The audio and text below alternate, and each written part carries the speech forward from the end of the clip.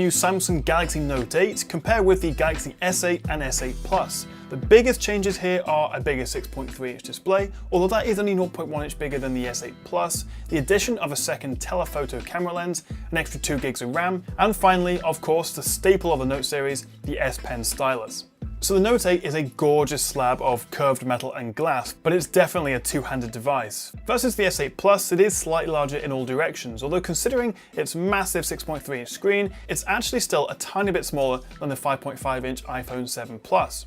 As for the screen itself, you get a Quad HD Plus AMOLED HDR display with the same slightly odd 18.5:9 aspect ratio as you get on the S8 phones. The Note 8 also uses the same Exynos 8895 or Snapdragon 835 chips, so don't expect it to be any faster than the S8, although with 6GB of RAM, it should be a little bit better for intensive multitasking, but primarily the extra 2 gigs of RAM will be used with the processing for the dual camera setup.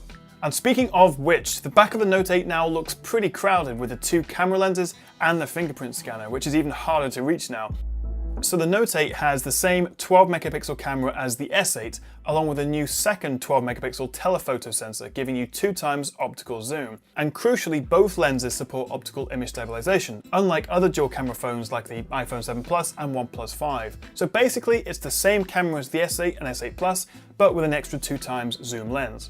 In terms of software, right now the Note 8 runs Android 7.1.1 with the Samsung Experience UI on top. One of the advantages of the bigger screen is for split screening apps, but the majority of the extra software tweaks added for the Note 8 predictably revolve around the S Pen. Screen off memo remains my favorite, letting you pop out the S Pen with the screen off and start jotting down notes on the black display. So the S Pen is a neat extra feature, but personally, I don't see myself using it all that much beyond jotting down a few notes now and then. Now, my biggest worry with the Note 8 is its relatively conservative 3300 mAh battery, which bizarrely is smaller than the S8 Plus's battery, despite the Note 8 being a bigger phone with more RAM and a second camera. The S8's battery life isn't fantastic anyway, offering around a full day of use, so while the Note 8 should provide something similar, it's disappointing we're not getting a bigger battery.